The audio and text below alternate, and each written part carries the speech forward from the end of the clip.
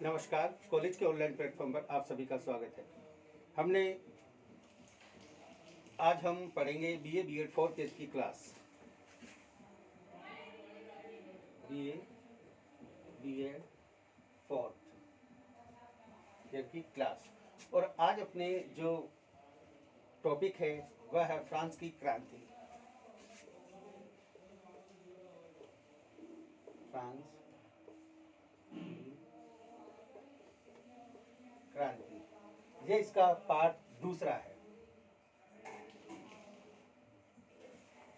इससे पहले वाली क्लास में हमने फ्रांस की क्रांति के कारणों की समीक्षा की थी। उन कारणों में हमने राजनीतिक कारण, सामाजिक कारण, दो कारण पढ़े थे और किस प्रकार वहाँ पर राजनीतिक व्यवस्था नहीं थी इनके बारे में विस्तृत रूप से अध्ययन किया था। और किस प्रकार फ्रांस में सामाजिक जो व्यवस्थाएं थी वो तीन वर्ग थे, उन तीन वर्ग में भी बंटवारा था और कोई अधिकार प्राप्त था तो कोई अधिकार विहीन वर्ग था। टैक्स का भार साधारण वर्ग पर था, अतः वहाँ पर क्रांति होना अनिवार्य था। आज हम पढ़ेंगे फ्रांस की क्रांति का आर्थिक कारण। आर्थिक कारण, क्लियर बच्चों? और फ्रांस की क्रांति का हम आर्थिक कारण देखेंगे। बहुत से विद्वानों के मतानुसार फ्रांस की शोचनीय आर्थिक स्थिति क्रांति का मूल कारण थी। यानी बहुत से विद्वान ये मानते हैं कि फ्रांस की जो क्रांति है उसका जो मूल कारण है वो है फ्रांस की आर्थिक स्थिति। सरकार की आर्थिक स्थिति बिगड़ते बिगड़ते दिवालियापन की तरफ बढ़ गई थी। लुई 14वां के युद्धों तथा वर्साय के राजमहल के निर्माण ने सरकारी कोष को खाली कर दिया, अपितु कर्ज का भार भी लाद दिया। लुई 15वें की अयोग्यता से कर्ज और भी अधिक बढ़ता गया। 16वां लुई की शान शौकत और आमोद प्रमोद से सरकार दिवालिया हो गई। जब कर्ज मिलना बंद हो गया तो स्थिति सुधारने की चिंता हुई, परंतु कुलीन वर्ग के षड्यंत्र के कारण कोई भी कामयाब नहीं हो पाया। जैसा मैंने बताया था कि लोन लेकर तुर्गो इन्होंने व्यवस्था सुधारने का प्रयास किया, किंतु किसी ने भी इनके सार्थक कदम नहीं उठा सके, क्योंकि वहाँ के जो अधिकार विशेष प्राप्त वर्ग थे और वहाँ की जो रानी थी उन्होंने मिलकर उस क्रांति को हटा दिया। क्लियर? बंद हो गया। अंत में नए कर लगाने का निश्चय किया। पेरिस की पार्लियामा और जनता ने नए करों का जोरदार विरोध किया और उन्होंने मांग की कि पहले इन करों को स्टेट जनरल से स्वीकृत कराए, जिसके बारे में हम इससे पिछले वाली क्लास में विस्तृत रूप से अध्ययन कर चुके हैं। अतः स्टेट जनरल का अधिवेशन बुलाना आवश्यक हो गया और वहाँ से क्रांति का विस्फोट हुआ। इस दृष्टि से फ्रांस की तात्कालिक आर्थिक स्थिति क्रांति का एक प्रमुख कारण बनी। इस प्रकार हम देखते हैं कि फ्रांस में जो आर्थिक स्थिति वो बहुत नीचे आ गई थी और नए करों को लगाने के लिए स्टेट जनरल के अधिवेशन की मांग की जाने लगी। अगला देखेंगे दार्शनिकों एवं विचारकों का योगदान। दार्शनिकों व विचारकों का योगदान।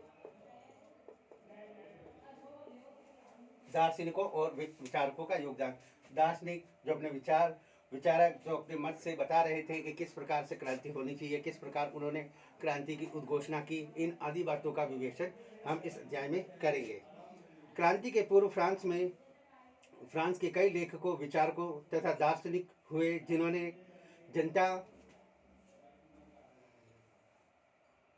जनता में मौजूदा व्यवस्था के विरुद्ध क्रांति की भावना को जागृत करने का अथक प्रयास किया, परंतु यह कहना है कि इनके कारण क्रांति हुई समुचित नहीं होगा। हाँ, इन विचारकों ने लोगों को शासन, समाज और अन्य क्षेत्रों में व्याप्त बुराइयों से अवगत कराया था और उनमें विद्रोह की भावना पैदा की थी।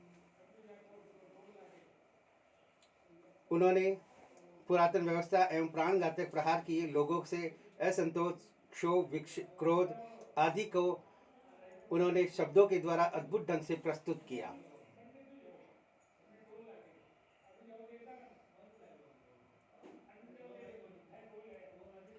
उन्होंने पुरातन व्यवस्था पर प्राणघातक प्रहार किए, लोगों के असंतोष, क्षोभ, क्रोध आदि को उन्होंने शब्दों के द्वारा अद्भुत ढंग से प्रस्तुत किया और सुधारने के लिए जनमत तैयार किया। उन्होंने क्रांति का मार्ग प्रशस्त किया। कुछ प्रमुख दार्शनिक विचारक एवं लेखकों का संक्षिप्त परिचय देना उचित होगा, जिनमें है मॉन्टेस्क्यू। इन दार्शनिकों में है मॉन्टेस्क्यू। मॉन्टेस्क्यू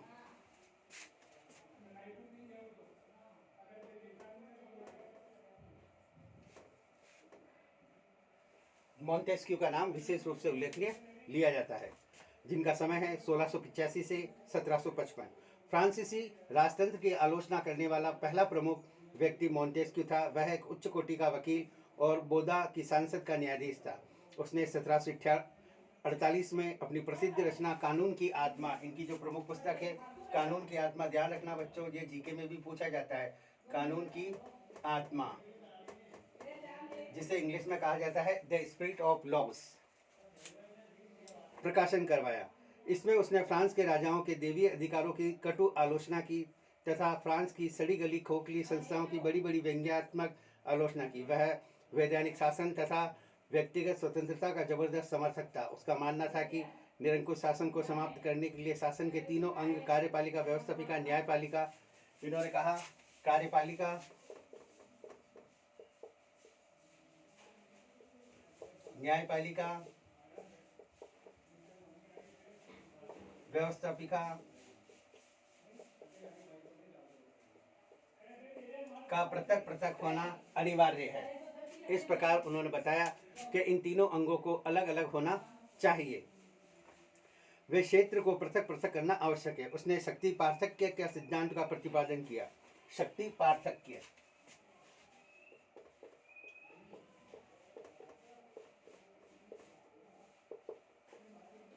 के सिद्धांत का प्रतिपादन किया और बताया कि ऐसा करने से तीनों शक्तियां एक दूसरे के अधिकारों को सीमित रखेगी तथा जनता के अधिकारों की रक्षा संभव हो सकेगी।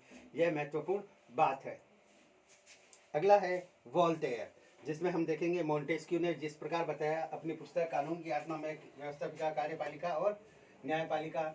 इसके आगे हम देखेंगे अगला विचारक, जिसका नाम है वोल्टेयर।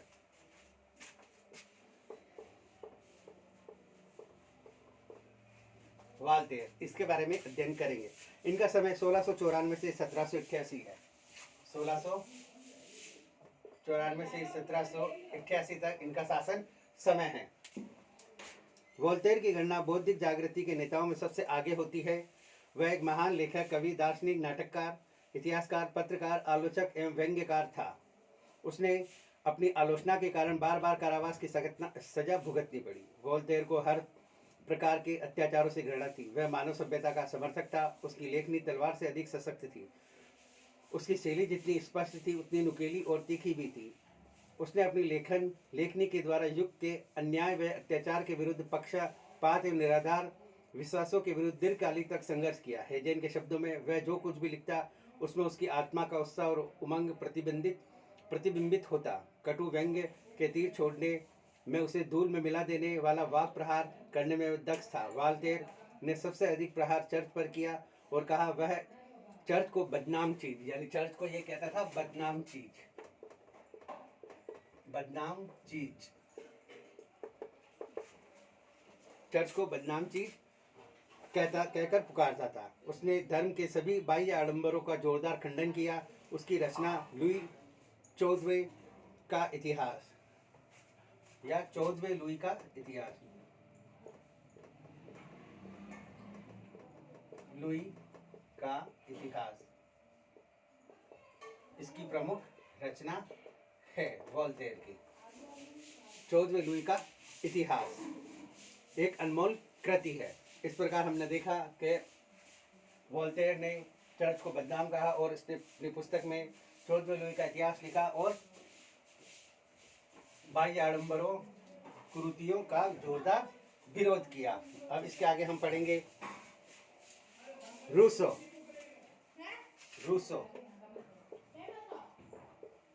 रूसो के बारे में हम अब विस्तृत रूप से अध्ययन करेंगे। इनका समय है 1712 से 1771, 1712 से 1771, 1712 to 1778, 1712, 1778 के मध्य इनका शासन समय है। इस युग के विचारकों में जीन जैक्स रूसो का स्थान सर्वोपरि था। वह अपनी प्रारंभिक रचनाओं में रूसो ने यह विचार प्रस्तुत किया, यदि मानव एक भला, न्यायशील एवं सुखी प्राणी था, किंतु सभ्यता ने उसे भ्रष्ट और पतित कर दिया, इसलिए सभ्यता की जड़ों को उखाड़ फेंकना चाहिए और एक आदर्श समाज का निर्माण करना चाहिए। रूसो ने अपने उपयुक्त क्रांतिकारी विचारों को अपनी पुस्तक सामाजिक संविदा, इनकी जो पुस्तक है उनका नाम है सामाजिक संविदा, सामाजिक संविदा इनकी प्रमुख पुस्तक है। अक्सर जीके में इनका नाम आता है। सामाजिक संविदा, सोशल कॉन्ट्रैक्ट में विचार उल्लेख किया है। पुस्तक का पहला वाक्य, मनुष्य स्वतंत्र पैदा हुआ है किंतु वह सर्वत्र जंजीरों से जकड़ा हुआ है। यानी इस पुस्तक का जो पहला वाक्य है, मनुष्य स्वतंत्र पैदा हुआ है किंतु सभी जगह जंजीरों से या सर्वत्र जंजीरों से जकड़ा हुआ है।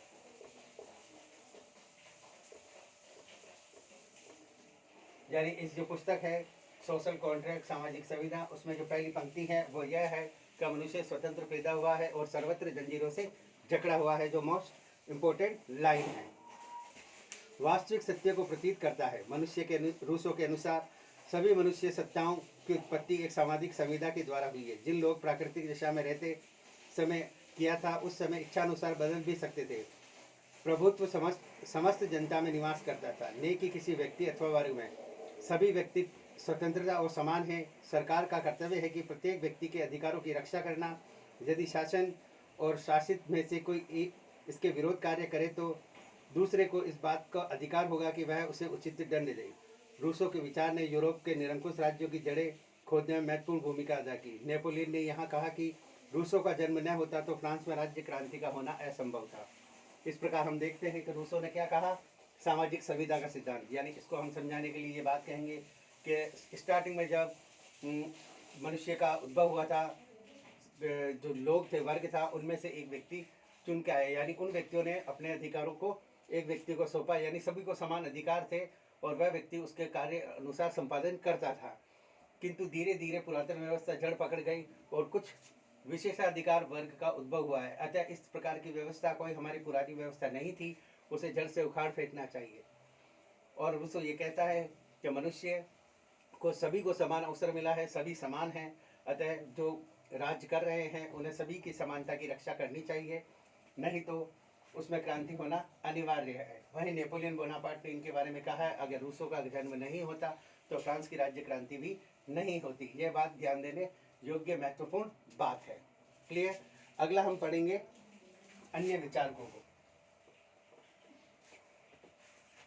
अन्य विचारक,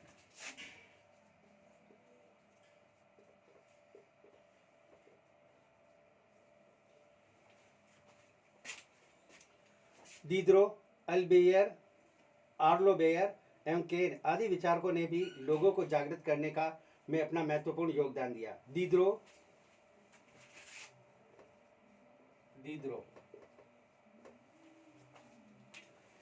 ने एक विशाल ज्ञानकोश का संपादन किया जिसमें तात्कालिक युग के प्रमुख विद्वानों की रचनाओं को संकलित है। इसमें धर्म और राजनीति से संबंधित आलोचनात्मक लेख थे जिनमें विद्रोह की गंध आ रही थी। राजतंत्र की निरंकुशता और स्वेच्छाचारिता, चर्च की अनैतिकता, सामंतवादी व्यवस्था की अनुपयोगिता, सामाजिक समानता, असमानता, शासन की भ्रष्टता आदि पर कठोर प्रहार किए। इससे लोगों को एक नया दृष्टिकोण मिला। कुछ ऐसे अर्थशास्त्री भी हुए जिन्होंने व्यापार एवं कला कौशल के मार्ग को शासन की ओर पैदा की गई रुकावटों का विरोध किया। उनका नारा था, सबको इच्छानुसार कार्य करने दो और शासन के कामों में कम हस्तक्षेप करना चाहिए। वे वाणिज्यवादी नीति के विरोधी थे। ऐसे लोगों में क्वेंसेन प्रमुख था। अन्य विचारकों में इतिहासकार रेनाल तथा माबिल के नाम भी उल्लेखनीय हैं। फ्रांस के उपयुक्त विचारकों एवं लेखकों ने लोगों के दिमाग में बौद्धिक हलचल पैदा करके फ्रांसीसी क्रांति को मनोवैज्ञानिक आधार को पुष्ट कर दिया। स्वतंत्रता, समानता, सहिष्णुता, उन्मुक्त व्यापार और जनसत्ता संबंधी विचारों ने पुरातन व्यवस्था को उखाड़ फेंकने में शक्तिशाली अस्त्रों की भूमिका अदा की। उन्होंने क्रांति के को जन्म नहीं दिया, परंतु क्रांति के कारणों को बड़ी चतुराई के साथ लोगों के सामने रखकर उन्हें क्रांति की ओर बढ़ाने के लिए विवश कर दिया। इस प्रकार हम देखते हैं ये लेखकों और विचारों का योगदान सराहनीय रहा है। फ्रांस की क्रांति में नेपोलियन बोनापार्ट ने भी यही कहा है कि अगर रूसो पैदा नहीं होता तो फ्रांस में क्रांति नहीं होती। इन्होंने क्रांति के कारणों को, हालांकि इन्होंने क्रांति नहीं की, किंतु लोगों के सामने क्रांति किस प्रकार की एक रूपरेखा थी वो लोगों के सामने खुलकर प्रकट कर दी। इस प्रकार हमने देखा कि लेखकों और विचारों का, दार्शनिकों का क्रांति में योगदान। अब पढ़ेंगे अन्य कारण। अन्य कारण। क्रांति के कुछ अन्य कारण भी थे। अमेरिका के स्वतंत्रता संग्राम से फ्रांस ने इंग्लैंड के विरुद्ध उपनिवेशों को सहायता दी थी। इस युद्ध में परिणाम स्वरूप फ्रांस की राजकोष को भारी बोझ उठाना पड़ा, जिसके उसकी आर्थिक स्थिति बिगड़ गई। इसलिए सरकार को स्टेट जनरल का अधिवेशन बुलाना पड़ा। दूसरी तरफ इस संघर्ष ने फ्रांस में हजारों स्वयंसेवकों और सैनिकों ने भाग लिया। स्वदेश वापस लौटने के बाद लोगों ने फ्रांस के में क्रांति को प्रोत्साहन के लिए उत्साह भरा था। अत्याचारी शासन के विरुद्ध कैसे लड़ा जाता है उसका अनुभव इन लोगों को प्राप्त कर लिया था, क्योंकि फ्रांस के लोगों ने अमेरिका का सपोर्ट किया था और वह इंग्लैंड के विरुद्ध लड़ रहा था, और किस प्रकार उन्होंने एक होकर इंग्लैंड को हटा दिया, अपने यहाँ से उपनिवेश था उसको छुड़वा लिया, उससे गुलामी से मुक्ति मिली। अतः फ्रांस के जो सैनिक थे वह अमेरिका की ओर से इंग्लैंड से लड़े थे। तो उन लोगों के मन में ये बात आ गई थी कि इस प्रकार हम जो व्यवस्था है पुरातन उसको समाप्त कर सकते हैं। अतः वह दुगने उत्साह के साथ फ्रांस में गए और क्रांति की सूत्रपात किया। इसके अनुभव ने इन लोगों से प्राप्त कर लिया। आयरलैंड के लोगों ने भी निरंकुश शासन के विरुद्ध आंदोलन करके 1789 से 82 की अवधि में काफ़ी सुविधाएं प्राप्त कर ली। इसका उदाहरण फ्रांसीसियों पर काफ़ी पड़ा। इंग्लैंड में संवैधानिक स्वतंत्रता जिस सफलता के साथ काम कर रहा था उसकी भी फ्रांस की जनता पर गहरी छाप थी। फ्रांस की सेना भी मौजूदा शासन से संतुष्ट न थी। सैनिकों तथा उनके अधिकारियों पर उस समय के विचारकों का जोरदार प्रभाव पड़ा। अतः उन्होंने सर्वसाधारण के साथ दिया, यानी जो जनता थी उनका साथ दिया सैनिकों ने। इससे स्पष्ट होता है कि फ्रांस की राज्य क्रांति किसी एक कारण का परिणाम नहीं थी। इसके पीछे सामाजिक, आर्थिक, प्रशासनिक, बौद्धिक और अनेक कारण थे। राज्य की विषम आर्थिक समस्या को क्रांति का तात्कालिक कारण कहा जाता है, यानी तात्कालिक कारण उनका जो आर्थिक था, जो रिक्त राजकोष था, वो नए कर थे। नेक्स्ट अगली है क्रांति के लिए उत्तरदायी घटनाएं। अब हम पढ़ेंगे अन्य कारण में, और क्रांति के लिए उत्तरदायी घटनाएं कौन कौन सी हैं उनका अध्ययन करेंगे। उत्तरदायी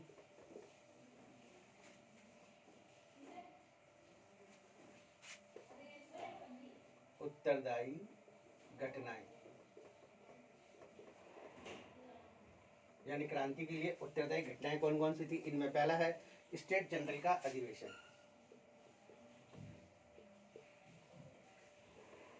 स्टेट जनरल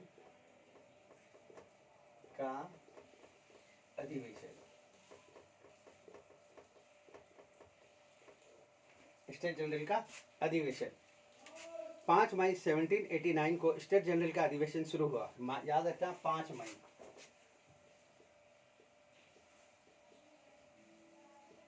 को स्टेट जनरल के अधिवेशन की स्टार्टिंग हुई। इसके सदस्यों की संख्या 1200 के आसपास थी। पादरी 308, कुलीन 285, जनसाधारण का प्रतिनिधित्व 631। पादरियों के प्रतिनिधित्व में लगभग 20 साधारण पादरी थे जिनकी सहानुभूति तीसरे वर्ग की ओर थी। इससे सर्वसाधारण के प्रतिनिधि को जबरदस्त बल प्राप्त हुआ। 16वें लुई के अनुसार प्रत्येक प्रतिनिधि अपने साथ शिकायतों के स्मृति पत्र केहियर लेकर आए थे। इन शिकायती पत्रों का विश्लेषण से पता चलता है कि उस समय किसी के मन में क्रांति की कोई बात नहीं थी, यानी वह सुधार की बात कर रहे थे, क्रांति की बात नहीं कर रहे थे। उन सब में सबसे राजा ने प्रति गहरा प्रेम भाव प्रकट किया था। उनकी शिकायतें मनमानी तथा अनियंत्रित शासन व्यवस्था से संबंधित थी। सबकी मांग थी कि एक संविधान बनाया जाए और उसके द्वारा सरकार की शक्तियों को सीमित किया जाए, राजा और जनता के अधिकार निश्चित किए जाए और संविधान को सभी पर समान रूप से लागू किया जाए। स्पष्ट है कि क्रांति की इच्छा का कहीं कोई संकेत नहीं मिलता है, यानी उस समय जो भी लोग आए थे वो स्मृति पत्र का ही लेके आए थे और सबके मन में एक ही बात थी कि एक संविधान हो और लोगों को अधिकार मिले, जनता राजा के क्या अधिकार हों, सब तरह की एक व्यवस्था स्थापित करने की बात कर रही थी। कोई क्रांति की बात नहीं कर रहे थे। 5 मई को लुई सोलवे ने जो उद्घाटन भाषण दिया उसमें संविधान अथवा सुधारों के बारे में एक भी शब्द नहीं कहा। उन्होंने केवल इस बात पर बल दिया है कि देश की विषम आर्थिक परिस्थितियों को सुधारने के लिए स्टेट जनरल को बुलाया। यानी राजा जो सोच रहा था वो तो यही सोच रहा था कि जो आर्थिक स्थितियां हैं वो बिगड़ रही है, उनको सुधारने के लिए यह अधिवेशन बुलाया गया है। उनके मन में कोई सुधार की बात नहीं थी। राजा को विश्वास था कि स्टेट जनरल उसे नए करों को स्वीकृति प्रदान कर शांतिपूर्वक अपना अधिवेशन समाप्त कर देगी। उसने ये कल्पना भी नहीं की थी कि स्टेट जनरल का अधिवेशन क्रांति का प्रत्यक्ष कारण बन जाएगा। राजा की गलती यह थी कि उसने उन लोगों के साथ बैठने का अवसर प्रदान किया जो सामाजिक और राजनीतिक रूप व्यवस्था को पूरी तरह सुधारना चाहते थे। उनमें विशेषाधिकार प्राप्त पादरी कुलीन वर्ग को बिना किसी अधिकार वाले जनसाधारण वर्ग के सामने खड़ा कर दिया। इसके अलावा अधिवेशन के समय उनके पास न तो कोई स्पष्ट योजना थी, न ही दिशा निर्देश और संकल्प था। स्टेट जनरल 3 सदनों वाली संस्था थी, कुलीन श्रेणी का सदन, पादरियों का सदन और तीसरे वर्ग साधारण सदन। परंपरा के अनुसार प्रत्येक सदन बहुमत से निर्णय लेता था, परंतु पूरे सदन के निर्णय में केवल एक ही मत माना जाता था। जो हम पिछली क्लास में भी इसके बारे में मैंने आपको बताया था, ये रिमेम्बर रखना कि स्टेट जनरल में 3 वर्ग थे। पहले कुलीन, दूसरा पादरी, तीसरा साधारण, और इन सभी का एक एक मत ही माना जाता था। किसी भी नियम या प्रस्ताव की स्वीकृति के लिए 2 सदनों का बहुमत आवश्यक था। आबे साइस नामक एक प्रमुख विधिवेत्ता ने अधिवेशन से पूर्व एक पुस्तिका छपवाकर स्टेट जनरल के सभी सदस्यों को बांटी। इस पुस्तिका में यह सवाल उठाया गया कि तीसरा सदन क्या है। उसने स्वयं की पुस्तक में उत्तर भी दिया। यह लगभग सभी कुछ था और फिर भी इसका कोई महत्व नहीं है। यह पूरे राष्ट्र का पर्याय था, फिर भी राष्ट्र की सरकार ने इसे अलग रखा गया है। अबो साइस के विचारों का सदस्यों पर गहरा प्रभाव पड़ा। यानी अबे साइस नामक एक व्यक्ति विधिवेत्ता था, उसने एक पुस्तिका छपाई और कहा कि तीसरा वर्ग क्या है, क्योंकि ये दोनों वर्ग हमेशा एक ही रहते थे और बहुमत पास करवा लेते थे। अबे साइस ने तीसरा सदन को कहा कि ये क्या है, और खुद ही उसने उत्तर दिया कि ये सब कुछ है, परंतु इसके पास अधिकार नहीं है। ये पूरा का पूरा राष्ट्र है, फिर भी इसके पास अधिकार नहीं है। इसकी जनसंख्या 99% है, फिर भी इनके पास अधिकार नहीं है। इसका असर जनसाधारण वर्ग पर जो स्टेट था उस पर जबरदस्त पड़ा और क्रांति का सूत्रपात हुआ। मतदान संबंधी विवाद। अब इन तीनों में मतदान संबंधी विवाद, मतदान संबंधी विवाद। अब तीनों में मतदान संबंधी विवाद क्या हुआ देखिएगा, बड़ा इंटरेस्टिंग है, मजा आएगा। 16वें लुई ने अपने उद्घाटन भाषण में तीनों सदनों को पृथक पृथक रूप से कार्य करने का आदेश दिया। परिणाम स्वरूप एक गंभीर विवाद उठ खड़ा हुआ। प्रश्न यह था कि प्रत्येक सदन का एक वोट हो अथवा प्रत्येक सदस्य का एक वोट देने का अधिकार हो। यानी यह विवाद उठ खड़ा हुआ कि प्रत्येक सदन का एक वोट हो या प्रत्येक व्यक्ति का एक वोट हो। जनसाधारण तो प्रत्येक व्यक्ति के वोट पर अड़ गया हो। सभा के तीनों सदन हो अथवा एक। कुछ पादरी और कुलीन सदस्य पुरानी व्यवस्था को कायम रखना चाहते थे, जबकि तीसरा सदन इसका विशेषाधिकारों को समाप्त करने पर अड़ा था। ये दोनों तो एक एक मत पर अड़े हुए थे, किंतु तीसरा था वो उसको हटाना चाहता था कि नहीं, दोनों का एक एक मत नहीं होना चाहिए, सभी का मत होना चाहिए जो यहाँ पर बैठे हैं। और साधारण सी बात है कि 631 सदस्य इसके हैं, तो वोटिंग तो इसके फेवर में ही जाएगी। कुछ पादरी भी इनके फेवर में है, तो वोटिंग तो इन्हीं के फेवर में जाएगी। कुछ पुरातन व्यवस्था को बनाए रखना चाहते थे, तो कुछ नूतन व्यवस्था स्थापित करना चाहते थे। तो हम ये देखते हैं कि इस बात को लेकर इन दोनों में लड़ाई हो गई।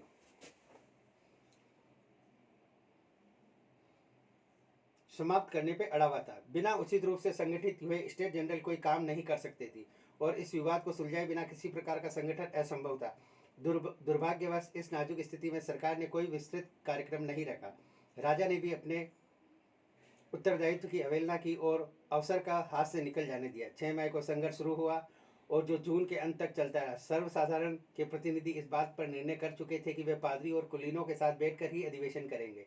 केवल सदन एक ही होगा और उस सदन में प्रत्येक सदस्य को वोट देना होगा। 5 सप्ताह तक उन्होंने कोई भी काम नहीं किया। वे पादरी और कुलीनों के प्रतिनिधि के साथ बैठकर अधिवेशन के लिए बराबर आमंत्रित करते रहे, जबकि दूसरी तरफ से उन्हें हमेशा प्रतिकूल जवाब मिलता रहा। यानी सर्वसाधारण वर्ग उन्हें इन्वाइट करता रहा, आप बैठक करो बैठक करो बैठक करो, किंतु वह उस बात को टालते रहे कि हम नहीं करेंगे हम नहीं करेंगे, हम तो वही पुरानी व्यवस्था पर काम करेंगे। किंतु क्रांति होनी थी। यद्यपि दूसरी तरफ से हमेशा प्रतिकूल जवाब ही मिलता रहा। 28 मई को पेरिस के प्रतिनिधि भी स्टेट जनरल में सम्मिलित हो गए। उनमें बेली और अबे साइस सबसे प्रसिद्ध थे। उनका आगमन से सर्वसाधारण के प्रतिनिधियों का उत्साह दुगना हो गया। नेक्स्ट इस प्रकार हम देखते हैं कि स्टेट जनरल का अधिवेशन हुआ। दो वर्ग उन्हें इन्वाइट कर रहे हैं, पर वो उनके साथ बैठकर व्यवस्था नहीं बनाना चाहते थे। वे पुरानी व्यवस्था पर ही कायम रहना चाहते थे। अतः अब राष्ट्रीय महासभा का गठन होगा। इंपॉर्टेंट है बच्चों, ध्यान रखना, राष्ट्रीय महासभा, राष्ट्रीय महासभा। अबे साइस की सलाह 13 जून को पादरी और कुलीनों के पास अंतिम बार नियंत्रण भेजा गया। यानी अबे साइस जो प्रमुख नेता था, उन्होंने कुलीनों के पास अंतिम बार निमंत्रण भेजा और कह दिया कि वे नए भी आए तो काम शुरू कर दिया जाएगा। 3 पादरियों ने उनके सभा भवन में प्रवेश किया, यानी 3 पादरी जो उनका समर्थक थे वो उनमें आ गए।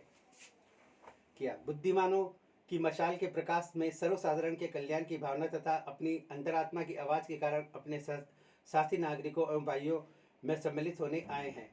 यानी वो पादरियों को निमंत्रण भेजा तो तीनों पादरी प्रवेश कर गए और उन्होंने कहा, बुद्धिमानों की मशाल के प्रकाश में सर्वसाधारण के कल्याण की भावना तथा अपनी अंतरात्मा की आवाज़ के कारण हम अपने साथी नागरिकों एवं भाइयों में सम्मिलित होने आए हैं। वह पादरी उनमें सम्मिलित हो गए। उनका शानदार स्वागत किया गया। दूसरे दिन 9 अन्य पादरियों का प्रतिनिधि सम्मिलित हो गया। 3 आए तो उसके बाद 9 और पादरी उसमें सम्मिलित हो गए। 17 जून को तीसरे सदन में महत्वपूर्ण कदम उठाते हुए अपने आप को राष्ट्रीय सभा नेशनल असेंबली घोषित कर दिया। राष्ट्रीय महासभा नेशनल असेंबली उन्होंने अपने आप को घोषित कर दिया। इससे स्पष्ट रूप से एक क्रांतिकारी घटना थी, कदम था। 19 जून को पादरियों ने गंभीर वाद विवाद के पश्चात सर्वसाधारण के प्रतिनिधियों से मिलने तथा उनमें सम्मिलित होने का निश्चय किया। यानी पादरी वर्ग भी अब राष्ट्रसभा में सम्मिलित हो गया। उसमें राष्ट्रीय सभा की स्थिति मजबूत हो गई। कुलीनों की सभा बिना किसी कारण के भंग हो गई। क्लियर? इस प्रकार कुलीनों की जो सभा थी वह बिना किसी कारण के ही भंग हो गई। अब राष्ट्रीय महासभा का जो अगला कदम है वह है टेनिस कोर्ट की शपथ। Most important.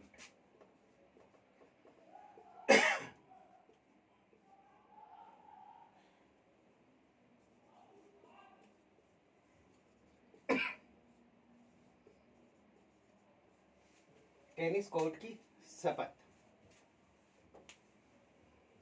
20 जून को कुलीनों एवं प्रतिक्रियावादी तत्वों के प्रभाव में आकर लुई 16 ने तीसरे वर्ग के सदन को जो स्टेट जनरल का अधिवेशन होता था उस सभा पर उन्होंने ताला लगवा दिया लुई 16 के कहने पर। जब तीसरे सदन के सदस्य हमेशा की भांति सभा भवन में बैठने गए तो द्वार पर ताला मिला और सुरक्षा के लिए पहरेदार तैनात थे। सदस्यों ने कहा कि एक विशेष समारोह की तैयारी के लिए सभा भवन की मरम्मत करवानी जरूरी है। यानी जो आप देखेंगे ये सभा भवन है, इसके गेट पर ताला लगा मिला और यहाँ पर जो व्यक्ति खड़ा था उससे मिलने जब लोग आए तो उसने कहा कि सभा भवन एक विशेष कार्यक्रम के लिए इसको तैयार करना है, अतः इसकी मरम्मत का कार्य हो रहा है। बल्कि तीसरे सर्वसाधारण और पादरी वर्ग यहाँ पर अपना अधिवेशन करना चाहते थे, किंतु लुई 16 ने अकारण ही वहाँ पर ताला लगवा दिया और बात कह दी।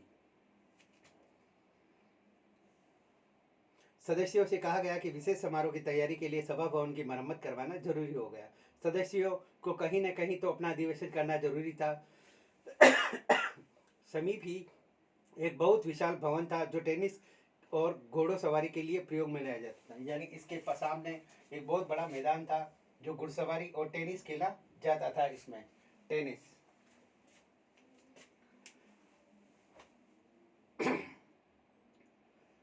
घोड़े की सवारी के लिए प्रयोग में लाया जाता था। मीराबो और अबे साइस के सुझाव पर सभी प्रतिनिधि उस भवन की तरफ गए और वहीं अपना अधिवेशन किया।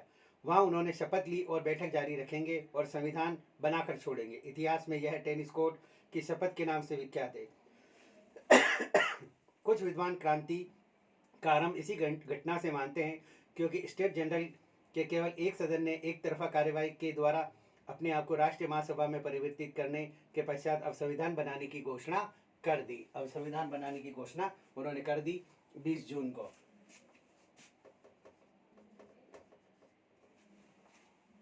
टेनिस कोर्ट में इन्होंने किया। अगला है संयुक्त अधिवेशन। संयुक्त अधिवेशन, संयुक्त अधिवेशन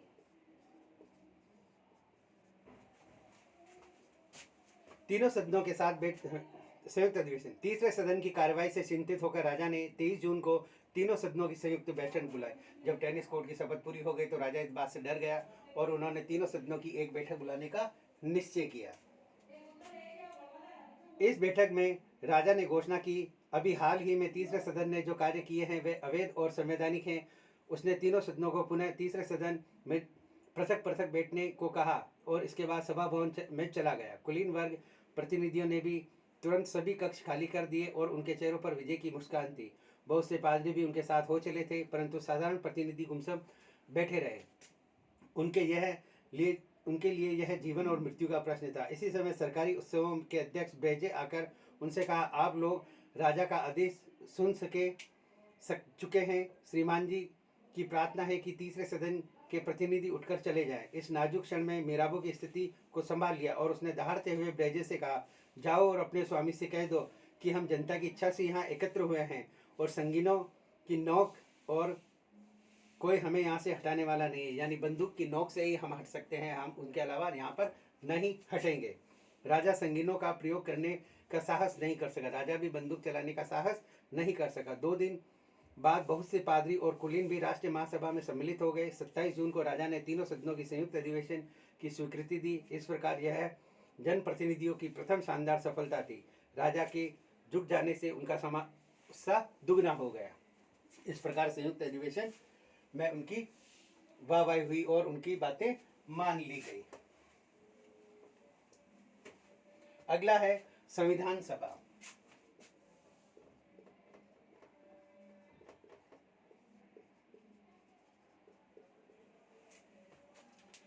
तीनों सदनों के साथ बैठने के राष्ट्रीय असेंबली को अपने वास्तविक स्वरूप प्रदान हो गया। अब वह सही अर्थों में राष्ट्रीय सभा बन गई। उसने अब संविधान बनाने का कार्य अपने हाथ में लिया। इस दृष्टि से संविधान समिति नियुक्त की गई। चूंकि राष्ट्रीय सभा संविधान बनाने का काम कर रही थी, अतः उसने अपना नाम बदलने दिया और संविधान सभा के नाम से पुकारे जाने लगी। भड़काने वाली घटनाएं। इसी बीच राजा पर कुलीनों और रानी के दबाव पड़ा। अंत में राजा ने असेंबली को दबाने का प्रयास किया। विदेशों के बाड़े से बहुत से सैनिक बुलाए गए और उन्हें पेरिस तथा वर्साय में तैनात किए गए। सीमांत चौकियों में भी बहुत से सैनिकों को बुलाया गया। 11 जुलाई को अर्थमंत्री नेकर और उनके सहयोगियों को बर्खास्त कर दिया गया क्योंकि वे सुधार के पक्ष में थे। नेकर इस समय तक जनता में काफ़ी लोकप्रिय हो चुका था। उसकी बर्खास्तगी का लोगों ने यह अर्थ लगाया कि राजा अब कोई करारी चोट करने वाला है। सारे पेरिस में उत्तेजना फैल गई। केमाइल देशमोला नामक एक नेता ने लोगों को भड़काना शुरू किया और यह कहना था कि नेकर की पदच्युति खतरे की घंटी है। राजा ने देशभक्ति एवं क्रांतिकारियों का कत्ल करने के लिए विदेशी सैनिकों को बुलाया। यानी बहुत से विद्वानों ने यह माना कि नेकर को हटाया गया, ये कोई खतरे की घंटी है और विदेशों से जो सैनिक बुला रहे हैं वो हमारे लिए हमारा खात्मा करेंगे। बुलाया, हमें हथियार उठाने होंगे। परिणाम यह निकला कि लोगों ने हथियारों की खोज करने में निकल पड़े। 14 जुलाई को सुबह वह पेरिस की सड़कों पर हजारों लोग हथियार के साथ घूम रहे थे। दूसरी तरफ बड़े लोग देखरेख में नागरिक रक्षक दल बन गए, जिसे शीघ्र ही राष्ट्रीय संरक्षक दल का रूप ले लिया। इसका मुख्य उद्देश्य लोगों के अधिकारों और संपत्ति की सुरक्षा करना था, क्योंकि इस समय हजारों बेरोजगार लोग पेरिस की सड़कों पर घूम रहे थे। यानी राजा ने जो संविधान बना, संयुक्त अधिवेशन हुआ, संविधान सभा बनी, उसके विरोध में रानी का दबाव पड़ा, कुलीन वर्ग का दबाव पड़ा, तो राजा ने विदेशी सैनिकों को बुलाया, अपने जो सीमांत सैनिकों उनको बुलाया और नेकर को उसके पद से हटा दिया। यह बात जनता में घर कर गई कि ये लोग हमारा अधिवेशन नहीं होने देंगे और हमारे अधिकारों की मांग को दबा देंगे। अतः जो क्रांतिकारियों के नेता थे उन्होंने ये कहा कि हमें अब हथियार उठाने होंगे, क्योंकि ये जो नेकर को हटाया गया है ये खतरे की घंटी है। विदेशी लोगों को बुलाकर हमारे अधिकारों का यह शोषण करेंगे। अतः लोगों को इकट्ठा किया और हजारों लोग जो बेरोजगार थे, पेरिस की जनता थी जो सड़कों पर हथियार लेकर घूम रही थी। नेक्स्ट है बिस्तिल के दुर्ग का पतन।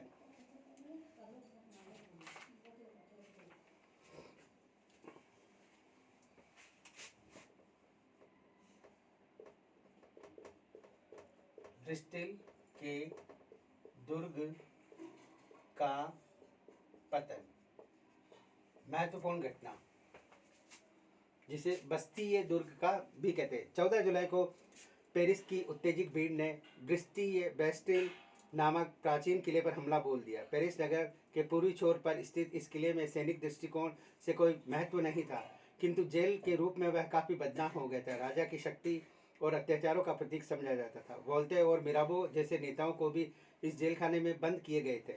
इस पर हमला करके क्रांतिकारी लोगों राजा की जनता की शक्ति का परिचय देना चाहते थे। कुछ घंटों की घमासान लड़ाई और रक्तपात के बाद भीड़ ने ब्रिस्टिल पर अधिकार कर लिया। राजा चाहता था कि भीड़ को दबा सकता था, परंतु दया और डर के कारण कोई कदम नहीं उठाया। इस घटना का बहुत अधिक राजनीतिक महत्व है। दूसरी बार जनता ने निरंकुश शासन पर विजय प्राप्त की। जब संविधान सभा अपने को ज़्यादा मजबूत महसूस करने लगी और क्रांति पर पेरिस का नियंत्रण हो गया, 14 जुलाई को राष्ट्रीय अवकाश घोषित किया गया। यानी 14 जुलाई को ब्रिस्टिल के दुर्ग का पतन हुआ, जो फ्रांस की क्रांति में महत्वपूर्ण घटना मानी जाती है। घोषित किया गया। फ्रांस के बोर्बन राजवंश के पुराने सफ़ेद झंडे के स्थान पर लाल, सफ़ेद और नीले रंग का झंडा अपना लिया गया। 3 दिन बाद लुई 16 की राजधानी में प्रवेश किया और सभी ने परिवर्तन को स्वीकार किया। ब्रिस्टिल के पतन से फ्रांस के विभिन्न हिस्सों में क्रांतिकारी लहरें उठने लगी। शहरों नई तरह की म्यूनिसिपल सरकारों और सुरक्षा दल का संगठन होने लगा। देहातों में किसानों ने कानून अपने हाथ में ले लिया।